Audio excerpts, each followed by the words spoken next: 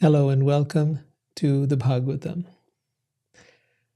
Today we're going to talk about some strange events, strange stories, strange histories. I don't know if you're fascinated with strange things, but I certainly am. And our lives are, in fact, full of strange things. There are strange wars going on where none existed. There are strange financial problems, strange diseases, strange things that happen all the time. I don't know if you're a fan of the movies or not, but I am. And I love watching stories. Netflix, Prime, all kinds of things, right? Why? Because we're fascinated by stories. Now, of course, much of what you see on the television or on the movies is not true, not quite true at all. However, the Vedas are full of events, strange events that occurred thousands, maybe even millions of years ago. So every one of us has done foolish things that we regret later and often have had to suffer the consequences. This has been going on from the beginning of time. Today we'll hear about some strange ancient events ranging from cannibalism to human sacrifice that are mentioned in the Vedas.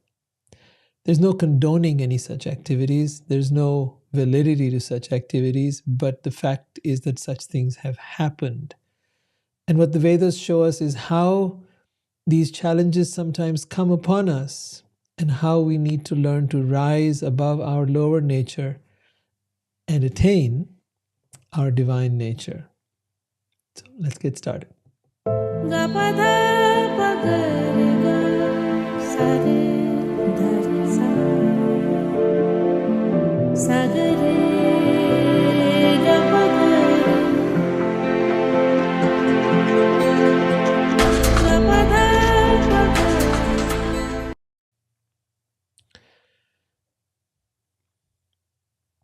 So the stories in the Bhagavatam now are coming to a peak.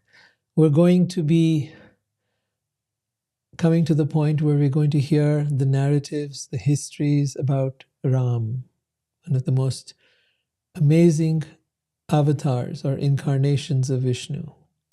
And as we move through the narrative of Ram, which will be absolutely fascinating, it'll come up in the next episode, we'll then from there be very close to beginning Krishna. So I will tell you more as we go along.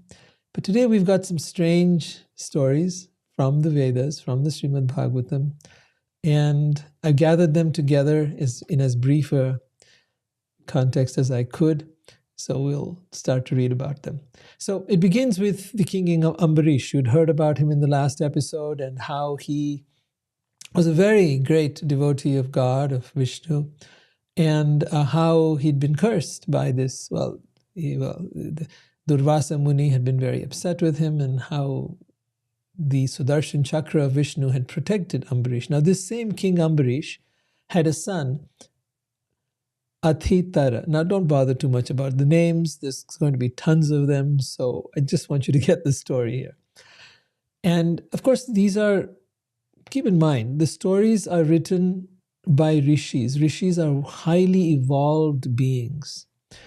And they write them for our reference, that we may learn from the experiences of these people that existed at some point in time.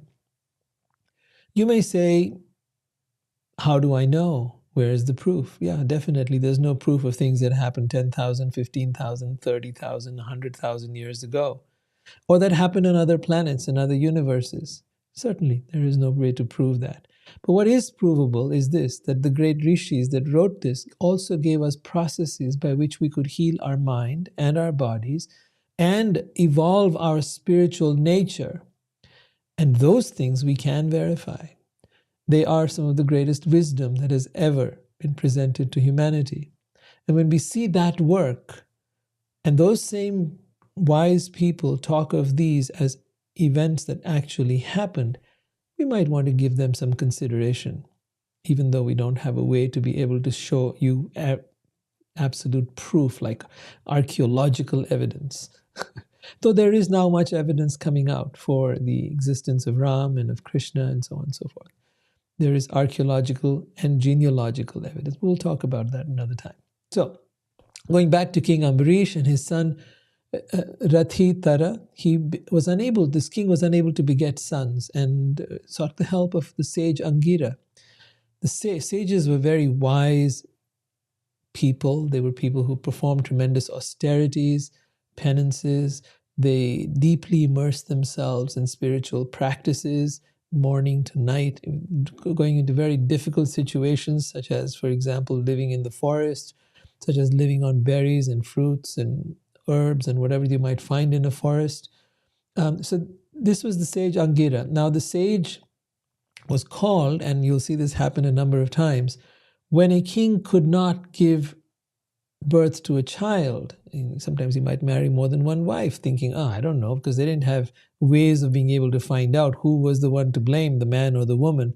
But once he's married a couple of wives or so, and he realizes he's not able to have a child, and he needs to have a son to be able to carry on the kingdom. So at that point, this king called upon a sage, very wise sage, Angira, and he said, look, I need you to have sex with my wife so that she can bear a son. Now, he didn't just call on anybody, he called on the wisest person in his kingdom. Why? Because such persons, when they have a child, that energy of that person's evolution, of their spiritual growth, will be passed on to the child. This is a very important thing to understand, that our consciousness determines the quality of being that we attract into this world. Where we're at in our spiritual growth will determine the kind of child we'll bring into this world. So this king chose the wisest, most evolved person in the kingdom and said, you have sexual intercourse with my wife so that she may bear a son who will then carry on the lineage. So after some generations came, again, they had children and so on and so forth, and then some generations went by, and one king came along whose name was Yuvanashva. He had no sons too. And so in his case, he retired to the forest with his wives. But the sages in the forest were very kind to him, and they performed a sacrifice to Indra so that the king could have a son. King Indra is known to be the king of the demigods, the king of the devas. Devas, the demigods, are highly evolved beings in charge of the affairs of the universe. They're not God. They are in charge of the affairs of the universe. Why do they need to be in charge? Because God's not going to do everything personally. Everything is delegated. So one night the king, so now there was this sacrifice, this ceremony being done on behalf of the king by the sages in the forest, right? And the king at night became very thirsty, and so he was looking for water. It's not like they had taps then. He wasn't in his palace. So he went around looking for water, and he found some water, and he picked it up and he started drinking it. In the morning when the sages found out, they said, oh my God, what have you done? This was the sacred water that was a product of our ceremony that was to be drunk by your wife so that she could have a baby. Now the king had drunk this water. And so here's the strange part of the story. In time, a son was born to the king. Mandhata was the name of the child, and he was born from the lower right side of the king's abdomen. By the way, those of you who have just joined in on Zoom and have come in a little bit later, I just want you to know today is about strange stories from the Srimad Bhagavatam. They're all in the 9th canto, and this is just before we get into the whole narrative about Ram, Sri Ram. That's going to happen next week.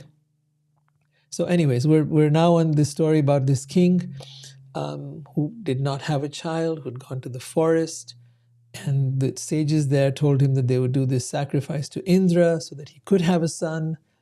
And when the water had been there, he went and drank that water himself. So now the king ends up having a baby from the lower right side of his abdomen.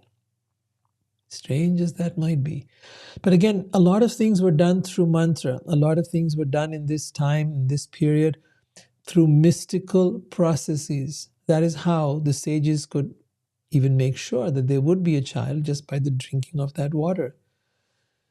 Now, this baby was crying for breast milk.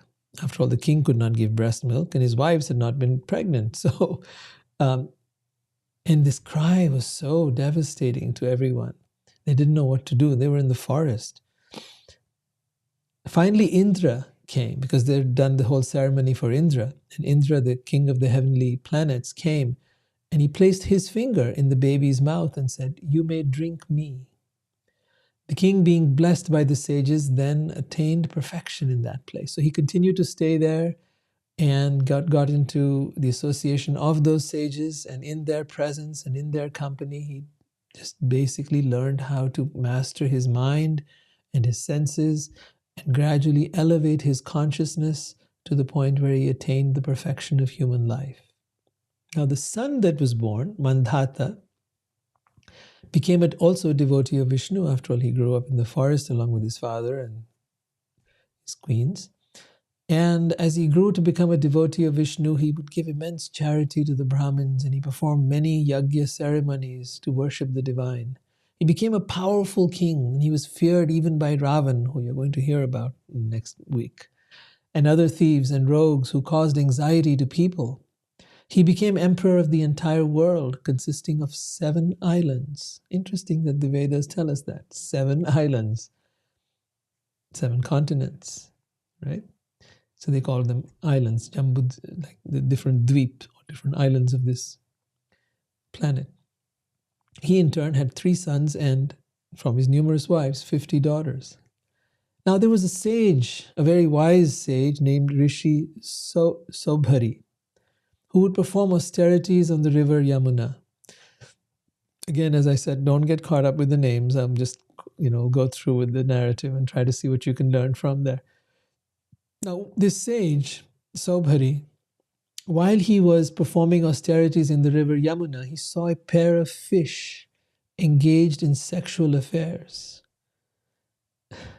He didn't have to go to some porn site or something like that. He was looking at nature. He was looking at the fish in the river.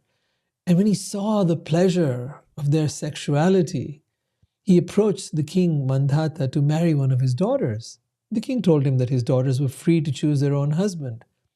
Interesting, right? Because you hear in India of so many people having arranged marriages. But it seems like there were times in which that was not the case. The daughter was free to choose her own husband. In fact, many a time we've seen that, especially princesses and other wealthy ladies, chose their own husbands. So in this case, something interesting began to happen. Let's find out. The sage was old. His hair was gray. His skin was loose, and his head always trembled. Using his yogic powers, he transformed his body and became a young and beautiful man. Now, wouldn't a lot of us like to have that capability? But remember, he did this through his yogic powers. Yogic powers are attained through a lot of austerity, tapasya, and meditation. They're not attained by going to a yoga studio, and they're not attained by being able to just sit down for 10 minutes or 20 minutes and do a little meditation of some kind. They're not attained by doing deep breathing. They are done by very, very, very intense meditation. These are called siddhis. The siddha is able to do miraculous things. He's able to transform his body, for one, as you see here. He's also able to get anything from anywhere, from any planet, from any place. Just literally desire it and it is there. He's able to go anywhere instantly. There is no need for him to travel in an airline or an airplane or a spaceship. He can be anywhere instantly. Yogic powers do that which modern day science tries to do, but they do it by developing the human potential. They do it by developing our human capabilities, which for the most part are untapped. Our human being today is a highly undeveloped being.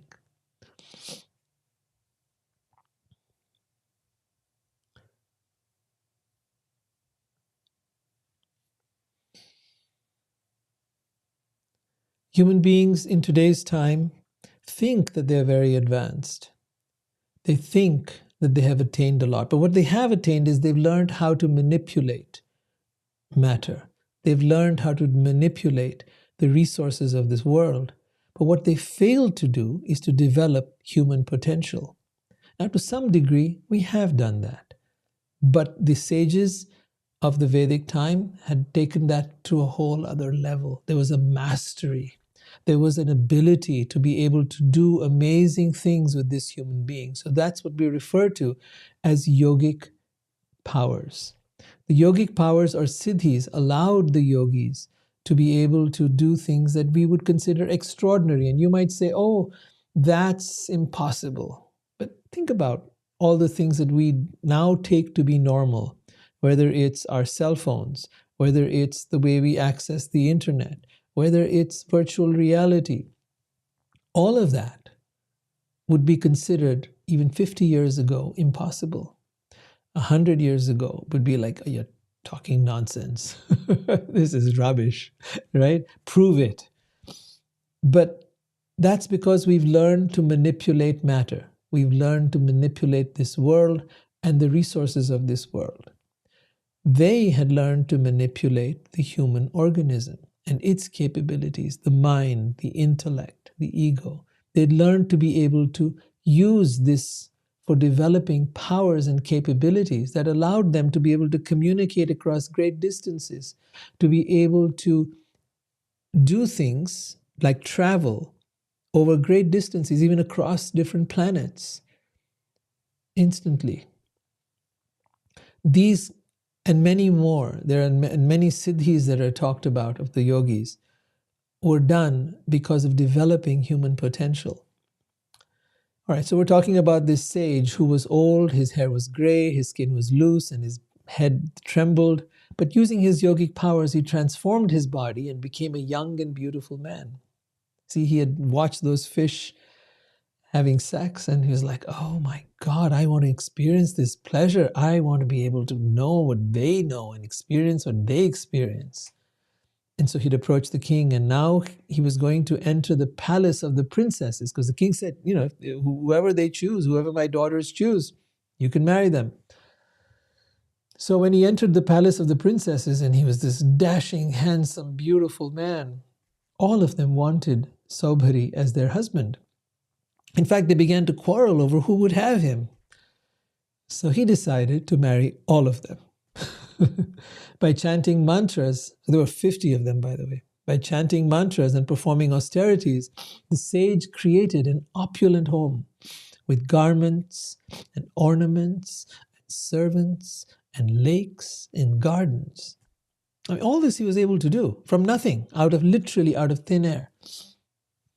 We do it by our factories. We do it by having teams of people come and construct things and build things. But a mystic yogi could do it out of nothing. The home that he created had valuable beds with ornaments decorating the seats, the beds, the bathing areas. There were varieties of sandalwood and creams and flower garlands and palatable dishes. So he wasn't doing this by working hard or becoming a multimillionaire. It was through his yogic powers that he was doing all this. Thus, surrounded by opulent paraphernalia, the sage enjoyed great, wonderful sense gratification with his numerous wives. Now you might think, well, he's happy now. Great, good for him.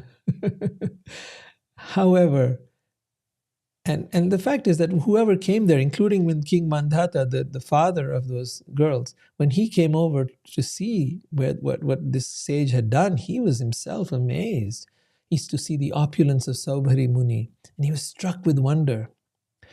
But the sage Saubhari, who had become this young man, transformed his body from his old, wrinkled self to this young man, he was not satisfied with all this opulence. Just as a fire never ceases blazing if constantly supplied with drops of fat. So he was not satisfied. No matter how much sense gratification he got, he was still not satisfied. Keep in mind, this is the difference between material happiness and spiritual happiness. Material happiness, you're never satisfied. No matter how much you get, it's never enough. I've often wondered about that. People who are multimillionaires, billionaires, they've got so much and yet they don't stop working. They're not able to stop and just enjoy it. They've got to have more and more and more. It's like a drug. And that drug never lets go of them. More power, more fame, more opulence, more riches of all kinds. Got to be the top, the richest person in the world. Got to have it all. And it's never enough. But with spirituality, one who evolves spiritually and gains spiritual wealth, that spiritual wealth is so satisfying that even if one has nothing in the world, even if one has no home, even if one has no food, one feels content and satisfied. That's the beauty of spiritual growth. There is no thing of the world that can satisfy one the way true spirituality does. Now, of course, if you have any questions about that, please feel free to write them down and wherever you are, if you're on YouTube or if you're on Instagram, please write down your questions. I'd be happy to answer them later as I finish going through these narratives. One day, Saubhari Muni, the great sage who had transformed himself, contemplated the cause of his own downfall. While observing all the rules and practices of saintly persons, he had lost the results of his previous austerities simply by association with the sexual affairs of fish. For those of you that have joined in late, he'd been watching the fish in the river and he'd been fascinated by their sexual experiences. Like, oh my God, I want to experience this too. And then he'd gone on to get married and wives and so on and so forth and enjoy great opulence. He began to think that his downfall could be a lesson for everyone. He knew that a person desiring liberation from material bondage must give up the association of worldly people. So these are some of the prerequisites. If you want or you desire liberation from material bondage, first you must realize that you're in bondage. Most people don't even realize that. Are you in bondage or are you liberated? Is this the land of the free? Are we free? Who is free? Tell me. Are you free from old age? Are you free from death? Are you free from your thoughts? Are you free from the effects of the world, of nature, of what other people do? Are you free from the effects of your body, of disease, of hunger, of thirst? Are you really free? We think we're free. We call ourselves free, but are we free? So if you want real freedom or liberation from material bondage, see, what is the bondage? We're bound to go to work. We're bound to eat. We're bound by the laws of the land. We're bound in every way possible. But if you want true liberation from material bondage, this is the process that is mentioned. One must give up the association of worldly people. Because you are going to be influenced by whoever you're around, wherever your association is. Who are the people you hang out with? If you hang out with worldly people, then you're not going to be able to stick to a path of spiritual growth. The other step is to withdraw your senses from the world. Oh, really? I need to stop trying to enjoy my senses? Well, no one's saying you got to do anything. But if you want to grow in one area, you've got to let go another. For example, if you want to build your body, then you may have to stop eating sweets and fat foods. If you want to, you may need to exercise and work out and do bench presses and what have you, so that you can build your body. So to get something, you have to give up something. To gain spiritual advancement, one has to withdraw one's senses from the world. And then do what? Engage your senses in the inner world. And through this inner world, as you go within, you're going to be able to bring your senses back out into the world and recognize the reality of this world. See, as long as we're looking at the world through our mind and our senses, we're going to see it as these objects that are there for us to enjoy or to reject or accept. But when we go within, we're able to see with spiritual vision that everything in this world is actually energy. And that energy has tremendous power in it. We don't need to try to enjoy it the way we have been. We need to learn how to extract that energy very mindfully, very deeply, spiritually, to look past the surface of it, to look past the surface of the human person that you're sitting next to, or the food that you're eating, or the place that you're in, and feel the energy of that, and experience the energy, because hidden within all of matter is energy. If you look at Einstein's equation, E is equal to mc squared. What does that mean? Most people know the equation, they don't know what it means. But energy, E, is equal to m, is equal to matter, c squared, which is the speed of light squared. So what he's implying right there is that there is a correlation between matter and energy. Spiritually, this is how we understand it, that the divine, the energy of God, known as Brahman, is present within all of matter. In other words, what this world is, the energy that this world is made of, is God. It is the energy of God that is pervading the entire universe and is what all of this stuff of the world is made of. It's like clay, it's like dirt. When you can make a pot out of it, but the pot is made of clay, right? Or you can have a thing made of iron. The raw material for that iron, let's say statue or whatever it might be, table, chair, whatever, the raw material is iron. The raw material for this world is energy. That energy is the energy of the divine. This, the great sages and rishis, they knew because they experienced it. They could experience, as many people have done even in recent times, where they've had a spiritual awakening experience, where they begin to see that how everything is just particles moving around in space, and there's nothing else out here. Right, coming back to our story. So one has to withdraw one's senses from the world, and while sitting in a secluded place, fix one's mind at the lotus feet of the Supreme Unlimited Being. You should associate only with persons who are similarly engaged. Saubhari Muni, the great saint, the rishi, said, "In the beginning I was alone. I was engaged in performing austerities of mystic yoga. And later, because of the association of fish engaged in sex, I decided to marry. Then I became the husband of 50 wives, and in each of them I begot many sons. And thus my family increased. I became fallen and thought that I would be happy in material life.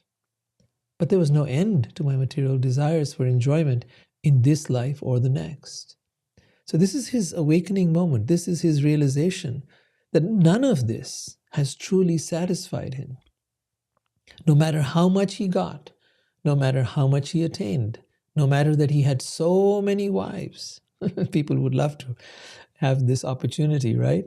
To have this opulent home, to have this beautiful women all around, at least for men, and for women I'm sure it's the opposite. But none of it is satisfying him. Whereas earlier he had felt very satisfied, but his mind tricked him. So in time he renounced family life. His devoted wives accompanied him to the forest to practice vanaprastha. Vana means forest, and prastha is when you go. So they would go to the forest and practice austerities, simplify their life. Even though they may be kings and queens, they would now wear very simple garments, just cotton things, barely just covering the body. And they would engage themselves in spiritual practices from morning to night, having bath in the river, no hot water, eating very simple fruits and berries, whatever was available. He once again became conversant with the self. This is an important piece, becoming conversant with the self. We barely know what our personality is and the patterns of our personality. We go to psychologists and through them we find out, oh, this is the pattern of your personality. This is the attachment style you have, or the whatever else. But even that is not the real self. The real self is the spiritual self behind the personality. In fact, we need to get past the personality, the layers of personality, to find the real self. It is only through silence that we can get there. Only through that deep inner peace can we experience that inner self. So as we go within, then we can become conversant with the self, meaning become familiar with it, become familiar with its nature, and then start to live from that place. I call that self-actualization. To actualize, to live from the deep inner core of who we are as a spiritual being. Not just to know it, but to live from it. So gradually in time, he became conversant with the self, performed severe penances, and engaged himself in the service of the Supreme Being. At the end of his life, Saubhari, accompanied with his wives, entered the spiritual world, just as the flames of a fire cease when fire is extinguished. So what did extinguish here? The burning fire of material desire. And what did that do? That freed him from this world. To do what? To enter into the spiritual world. Because the moment you become free, even from your mind, you will notice the world changes. The mind right now controls you. But when you're able to be free of your mind, you find yourself liberated, even here now. It's not like you got to die for that to happen. It will happen here and now. So just as that material fire is extinguished, one enters into the spiritual world. All right, our next story is the story of Harishchandra. Again, these are histories. And Harishchandra was a descendant of King Mandhata, the one we were talking about earlier. So Harishchandra had no son and was therefore extremely morose. So many of these kings have this problem, right? So often it has happened. Once, therefore, following the advice of the sage Narad, he took shelter of Varun. Varun is the god of water, of the oceans. Very powerful demigod, Deva. And he said to Varun, I have no son. Would you kindly give me one? If a son is born to me, with that son I shall perform a sacrifice for your satisfaction. When Harishchandra said this to Varun, Varun said, let it be so. And because of Varun's benediction, the king Harishchandra begot a son named Rohit. Oh, that's the same as my name. That's where it comes from, the son of Harishchandra. So after this son was born, Varun said, now you have a son. With this son, you can offer me a sacrifice. Now, the king had no idea that Varun wanted him to sacrifice his son. And what the hell? He was asking me to sacrifice my son? So what the king started doing was stalling. Because he's very attached. This little cute baby. Finally, he's got a son, an heir to his kingdom. And now this person who gave him this, he wants the son to be sacrificed, like killed. Like, what? So Harishchandra, the king, said, after 10 days have passed, come back. Since an animal's birth, an animal is born, the animal, then it is fit to be sacrificed. So after 10 days, Varun came back and said to Harishchandra, now you can perform the sacrifice. And Harishchandra said, when an animal grows teeth, when it becomes pure enough to be sacrificed. So he's stalling, you can see here. So when teeth grew, then Varun came back. Varun is again the god of water, of the oceans. And he said to Harishchandra, now the animal has grown teeth. And he's referring to the boy, Rohit. You can perform the sacrifice. And Harishchandra said, oh, when all its teeth have fallen out, then it will be fit for sacrifice. Okay, so when the teeth had fallen out, Varun returned and said to the king, now the animal's teeth have fallen out and you can perform the sacrifice. But Harishchandra replied, when the animal's teeth grow in again, then he will be pure enough to be sacrificed. Now it's strange they're talking about this little boy as an animal. I find it very strange. So when the teeth grew in again, Varun came back and said to Harishchandra, "Now you can perform the sacrifice." But Harishchandra then said, "When the sacrificial animal becomes a warrior and is able to shield himself to fight with the enemy, then he will be purified." Harishchandra was very attached to his son Rohit. Because of his affection, he asked the demigod Varun to wait. Thus Varun waited and waited for the time to come. Rohit could understand that his father intended to offer him as the animal for sacrifice. Therefore, just to save himself from death, he equipped himself with bow and arrows and went to the forest. When Rohit heard that his father had been attacked by dropsy, I think dropsy I found out is edema. I won't go into what the illness is, but yeah, that's how you know. So his father had been attacked with edema due to Varun, and that his father's abdomen had grown very large. He wanted to return to the capital, but Indra, the king of the heavenly kingdoms, forbade him to do so. King Indra advised Rohit to travel to different pilgrimage sites and holy places, for such activities are pious indeed. Following this instruction, Rohit went to the forest for 1 year. In this way, at the end of the second, third, fourth, and fifth years, when Rohit wanted to return to his capital, Indra approached him as an old Brahmin and forbade him to return, repeating the same words as in the previous year. But in the 6th year, after wandering in the forest, Rohit returned to the capital of his father. He did something interesting at this point. He purchased from Ajigartha his second son named Shunashepa. When he offered Shunashepa to his father, Harishchandra, to be used as a sacrificial animal. So I was curious about all this. What is going on out here? Srila Prabhupada writes, it appears that in those days a man could be purchased for any purpose. Harishchandra was in need of a person to sacrifice as the animal in a yajna, in a sacrifice, and thus fulfill his promise to Varun. And a man was purchased from another man for this purpose. Millions of years ago, animal sacrifice and slave trade both existed. Indeed, they have existed since time immemorial. Again, one is not condoning such things. One is not saying they're correct or that they should be so. I'm very glad all that is over. But in this time, this is what happened. So to save himself, the prince purchased a slave and brought him as the human sacrifice. Thereafter, the famous king Harishchandra, one of the exalted persons in history, performed a grand human sacrifice and pleased all the demigods. I'm telling you, strange tales, right? I just wanted to put this under that category because this and many more strange ones are here for you.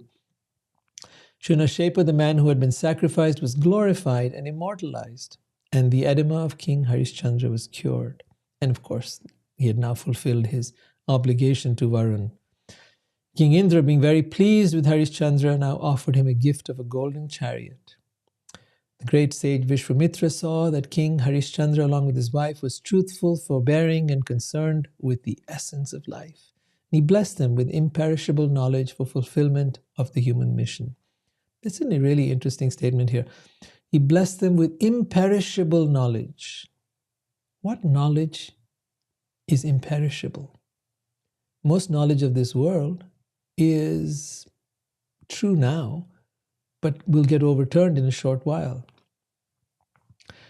You have come across many scientific theories which in time have been dismissed and new ones have come to replace them.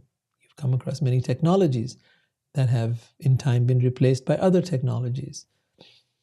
We went from writing to cell phones to iPads, and now we're going virtual. There's so much that is constantly changing. But the Vedic knowledge, the knowledge of self-realization, the knowledge of spiritual awakening, that is imperishable knowledge, and that is what is taught here. So he blessed them with imperishable knowledge for the fulfillment of the human mission. That's another interesting one. What's the fulfillment of the human mission? What is the fulfillment of human life? What is the purpose that we're here? And what should we be doing? These are the questions that the Vedas answer. And if you want to get the answer to that, do write it down, and I'll be happy to answer your questions later. So, fulfillment of the human mission. The basic human purpose is to really discover, who am I? What is this world? What is the source of this world? meaning the divine or God. And what is my connection to that divine? We're going to learn a lot about that in the next episode, and we learn about Ram. King Harishchandra then purified his mind, which was full of material desires for enjoyment. He then realized himself as part of the Supreme Being and engaged himself in the service of the divine, who is eternally imperceptible and inconceivable. Thus, established in spiritual knowledge, he became completely freed from material bondage. So you see how he had to let go of his material desires for enjoyment. That's the hardest thing to do for all of us. All of us. It's the very thing that makes us resist spirituality. It's the very thing that we, struggle with. All of us want to enjoy in this world. We think this world is for our enjoyment, that all the things of this world are for our enjoyment. And the truth is they're not. This world existed before we came into it. Who made it? How did it come about? If it already existed, then it's like going to somebody's house. The house already exists. You've walked into that house. And now you start claiming portions of that house as your own. No, this corner, this couch, this part here, this is mine. You don't even talk to the owner and you just claim it. And that's what we've done in the world. And then you might say, oh, this couch is mine. I'm going to sell it off to the next person who's visiting here. Hey, buddy, you want to give me $100,000 for this couch? But neither the house is yours nor the couch is yours. Neither this body is yours nor the things of this world are yours. They never were, they never will be. You leave this world at some point and leave it all behind. That's the reality. So in the meantime, to acquire all of this, just to enjoy all of it, we've devoted our life. We've devoted every living moment of our life for this cause. But is it happening? Is it working? Are you able to? Or are we just struggling for nothing? Something to think about. All right, now we've got another story here. Another king, Bahuk. His enemies took away all his possessions, and so the king retired to the forest with his wife. When he was old, his wife wanted to commit sati with him. That is, in other words, she was going to burn his body, and she wanted to go into the fire as well. But the sage Aura forbade her because she was pregnant. However, her co-wives tried to poison her food, and the poison did not act. Her son, Sagara, one who was born with poison, became a great emperor. All right, the story is not so much about that, so I've kept that part brief, but it's really about what happened to this king Sagara. So the king performed many sacrifices, Ashwamedha sacrifices, to satisfy the Supreme Being or God. One time, Indra, the king of heaven, stole the horse meant to be offered at the sacrifice. Now, when we say king of heaven, we don't mean God. That's the heavenly kingdoms, the heavenly planets. These are planets within the material world. God exists outside of the material world. But the heavenly planets are just places of great, wonderful enjoyment. So those who have done a lot of spiritual work and good karma get elevated to the heavenly planets, where they get to enjoy the fruits of their karma, of their good karma. And when those fruits of their good karma are exhausted, they come back to this earth. Because it's only in this earth that you can actually generate good karma, or bad karma for that matter. So Indra, the king of the heavenly planets, stole the horse meant to be offered at the sacrifice. The sons of King Sagara from his wife Sumati were very proud of their prowess and influence. And following the order of their father, they searched for the lost horse. So the Ashwamedha sacrifice, there was a horse. It had to be released out into the wild. And then if anybody dared to challenge the king, right, that person would try to grab hold of the horse. And then they would fight with that person. The king and his soldiers would fight that person. But if the horse was allowed to go through, that means that person submitted to the king. Now the horse disappeared. The king of the heavenly planets, Indra, kind of snatched it away. And then the sons of the king went looking for it, and they found the horse near the ashram of the sage Kapila. Now Kapil Muni, we talked about him in the third canto, is a very, very powerful incarnation of Vishnu, of the divine, of God. And he had come into this world to teach a particular philosophy, the Sankhya philosophy. So when these sons of the king saw Kapil Muni, they knew nothing. They were just very hot-headed young men. They said, "Here is the man who has stolen the horse. He is staying there with closed eyes," because he was sitting in meditation. "Certainly he is very sinful. He has stolen the horse. Kill him, kill him, kill him." Shouting like this, they raised their weapons. The sons of Sagar had lost their intelligence and disrespected a great personality. As they approached the sage, he opened his eyes, and suddenly fire emanated from their own bodies, and they were immediately burned to ash. It is sometimes argued that the sons of King Sagar were burned to ashes by the fire emanating from the eyes of Kapil Muni. So sometimes this happens where the sage might be so intensely angry with them and that it burn them with the energy from his eyes. However, it says here the statement is not approved by great learned persons, for Kapil Muni's body is completely in the mode of goodness and therefore cannot manifest the mode of ignorance in the form of anger, just as the pure sky cannot be polluted by the dust of the earth.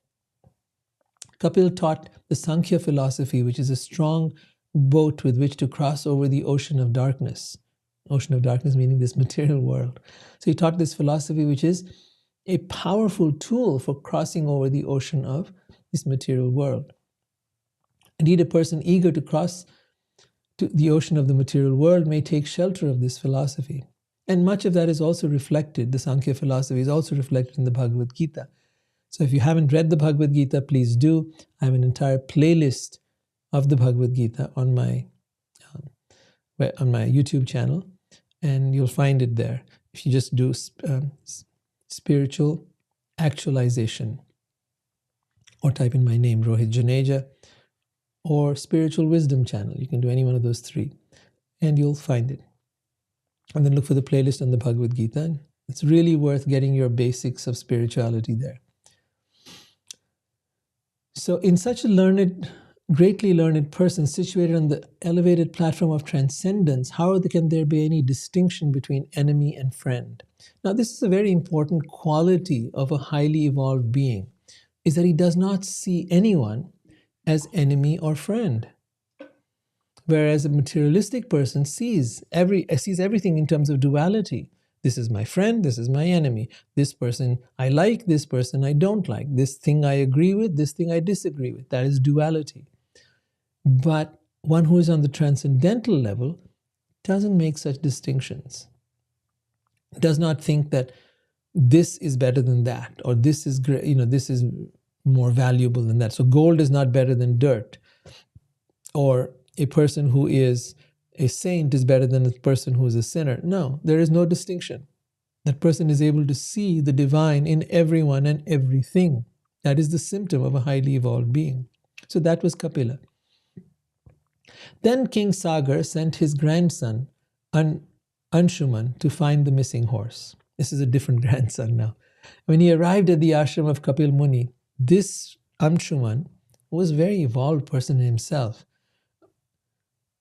He recognized Kapil Muni, who is an incarnation of Vishnu, of the divine, of God. And he saw the horse sitting next to the sage. Anshuman folded his hands and offered him respectful obeisances and prayers. Anshuman said, "My lord, even Brahma is to this very day unable to understand your position. We are completely in ignorance. Therefore, how can we know you who are the transcendence? You are situated in everyone's heart.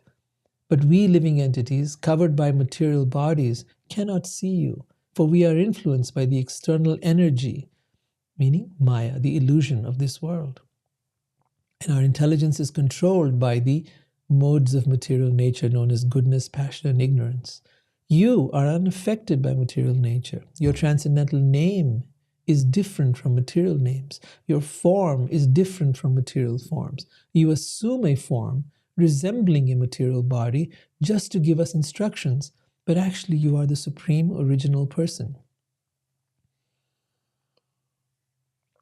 Those whose hearts are bewildered by the influence of lust, greed, envy, and illusion are interested only in the false illusions of hearth and home in this world created by your illusory energy, Maya.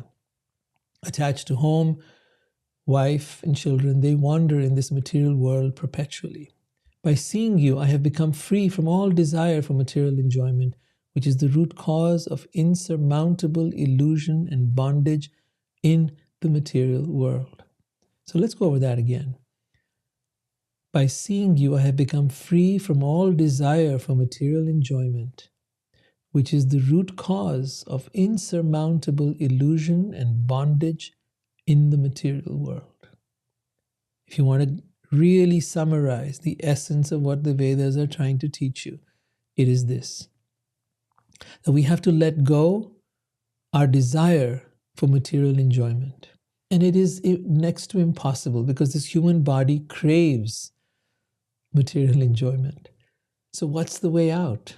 How do we actually overcome material desire? See, desire cannot be got rid of. Desire will always be there. Desire is actually a spiritual quality. The question is, when you try to get your desire fulfilled through matter, you're never satisfied. But if you take the very same desire and now channel it towards spirit, then you will find the satisfaction you've been craving. That fulfills the soul, which is who you are. It's like a fish. If you take a fish and you take it out of water, you can give it any number of things. It will not be satisfied because it belongs in the water. And unless you give it water, and unless you place it in the water, it cannot be satisfied. It's going to be suffering. The same thing with us. No amount of matter will ever make us happy. No amount of material things or people or situations or pleasures will ever truly fulfill us. So now Kapila, the powerful incarnation of Vishnu, being very pleased with Anshuman, with this young man, explained to him the path of knowledge. He then handed him the horse to take back to his grandfather. He also added, "As for your forefathers who have been burned to ashes, they can be delivered only by Ganges water and not by any other means." At this point, of course, there was no Ganges river on the earth. That came later. In the next chapter, we'll find that. In this way, King Sagara was able to complete the ritualistic sacrifice, and in time he crowned Anshuman, this young boy, king. Sagara, being freed from material anxiety and bondage, ultimately achieved the supreme destination. We're going a little over, but I'm going to complete this here because I want to start with Ram next week. So King Anshuman, like his grandfather, performed austerities for a long time. The same young boy who had met with Kapil Muni. So he performed austerities for a long time. He wanted to bring the Ganges to this material world. Now there was no Ganges river, the Ganges river, which flows through India, was not here at that point. And he wanted to bring the Ganges to this material world, but could not. And in due course of time, he died.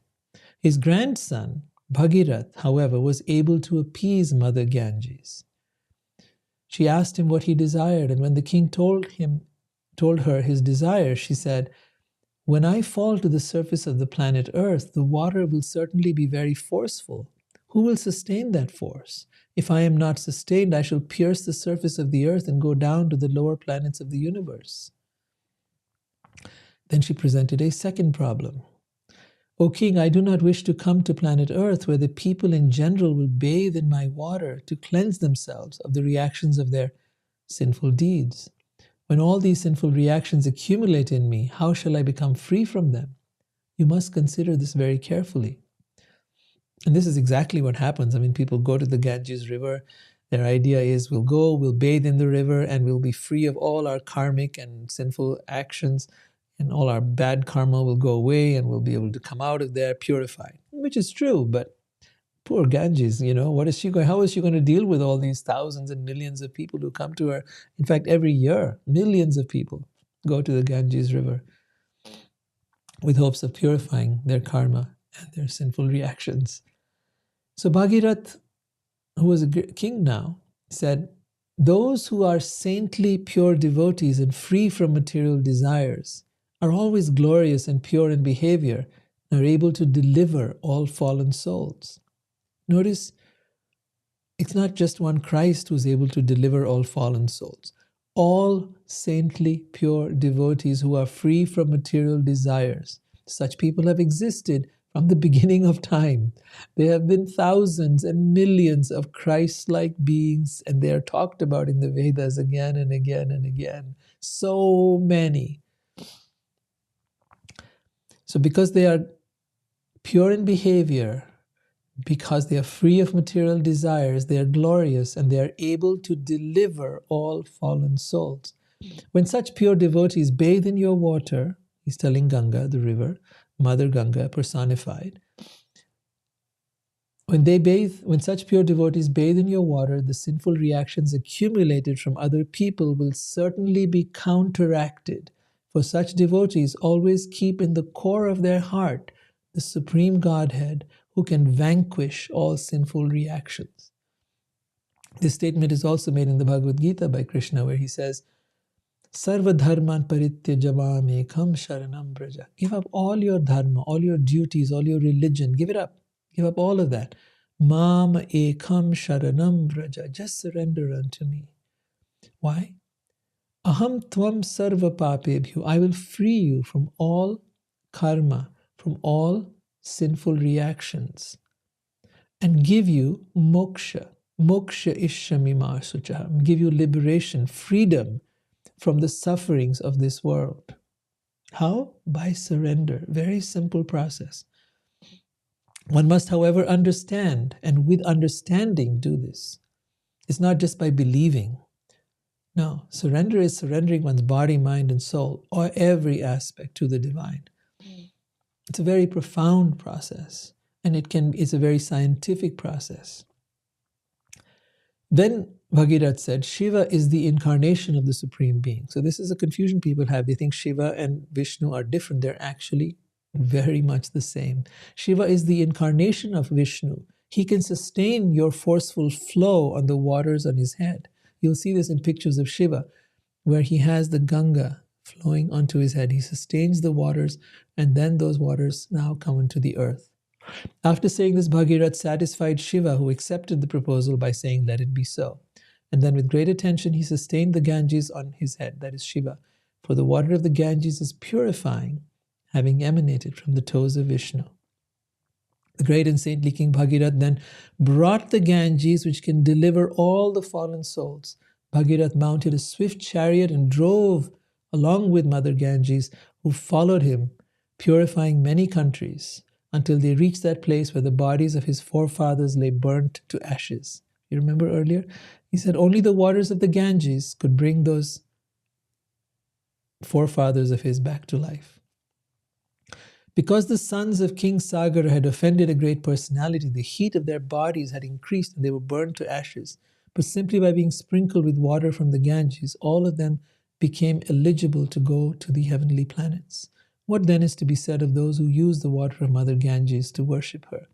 Because Mother Ganges emanates from the lotus toe of the Supreme Godhead, she is able to liberate one from material bondage.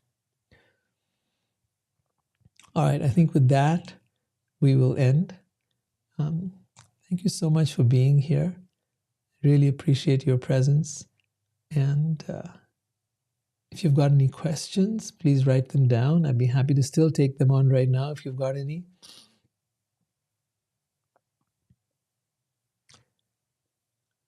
If not, feel free to write them in the comments on YouTube or Instagram, wherever you are. If not now, then later. Feel free to revise these. All the recordings of these are going to be on YouTube as well as on Instagram, so you can watch them anytime at your convenience. I do have an entire playlist for all the Bhagavatam on YouTube. And I think it's now being formed on Instagram as well. So feel free to catch up with previous episodes over there. And if there are no further questions, I'll see you next week. Okay.